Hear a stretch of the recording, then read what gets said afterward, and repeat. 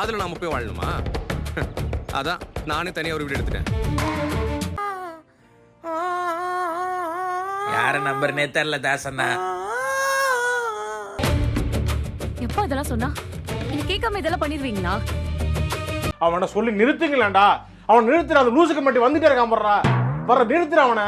வேலை இல்ல எதையாவது உளர்வாரு. உடனே அவர் சொல்றதை கேட்டு நீங்களும் வீடு பாப்பீங்களா? சார் என்ன அவர் யாருன்னு உங்களுக்கு தெரியாது, அதனாலதான் நீங்க இப்படி பேசிக்கிறீங்க. சார் யாரு? அவரே சொல்லுவாரு.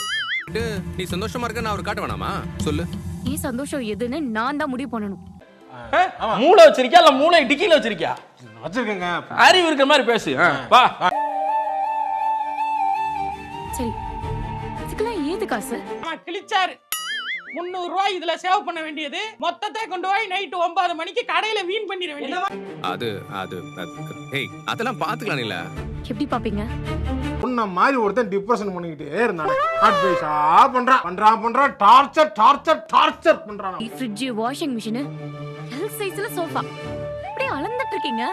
போட்டா அவ்வளவு ரெண்டையோட இருக்கு. மனுஷங்க அப்படி இருக்கீங்களா? ஏன்டா அப்படி இருக்கீங்க?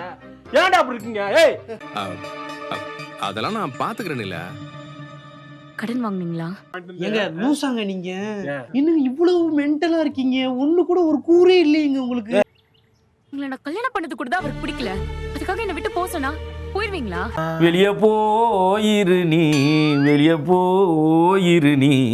விட்டு விட்டுட்டு தேவையில்லாம ஒரு வீட்டை பார்த்து செலவு பண்ணி இதெல்லாம் கேட்டேனா நான் உங்ககிட்ட? என்கிட்ட கேட்டிருந்தீங்கன்னா கோடி ரூபாய்க்கு நான் வந்து பானிபூரி வாங்கி கொடுத்துருப்பேன்டா. பாலுக்கு ஷேர் 4 ரூபாய் தரணும். அதுவே நீ தர மாட்டேன். அது 20,000 தான் இருந்து புடுங்க போற. இந்த நாக்கு இருந்தா அதனால நீ பேசுவ. இந்த நாக்கு இருந்தா பேசுவ. நாக்கு இருக்க கூடாதா? ஏய், உனக்கு இந்த வீடு பிடிக்கலனா நம்ம வேற வீடு பார்க்கலாமா? அப்படியே குத்துறேன் வைங்க. ஏய் நிறுத்தியா? பார்த்து பண்ணிட்டு இருக்கேன். நீங்க இப்படி கடனை வாங்கி வெட்டி செலவு பண்ணிட்டு இருக்கீங்க. முளகாரனா மாறிடுவேன். காலி கட்டிய காசு பாக்குறியா? ஏய் பணத்தை குடுறா. பத்திர காலி கட்டிய பணம் கேட்கிறியா? வாப்பா வீடு பாத்தியா? வீடெல்லாம் பிடிச்சிருக்கா? எப்பா இங்க வா. ஏற்கனவே நான் பட்ட அவஸ்தை பத்தாதா மேற்கொண்டு நீ வேற கரண்ட் கம்பியில கோர்த்துட்டு போறாரா மாப்ள? உங்களுக்கு தெரியுமா? தெரியுமேப்பா. சோழன் சொன்னா. இதத்தானே அவனும் முதல்ல சொன்னான். அவன் அடிச்சிருந்தானா என் மூஞ்சி மோர காலு கையோட போயிருக்கும்ல.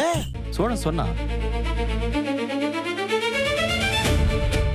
கிரியாளா உடம்ப இரும்பாக்கிக்கடா. அடமலா ஆரம்பிச்சு வெளுத்து வாங்க போ.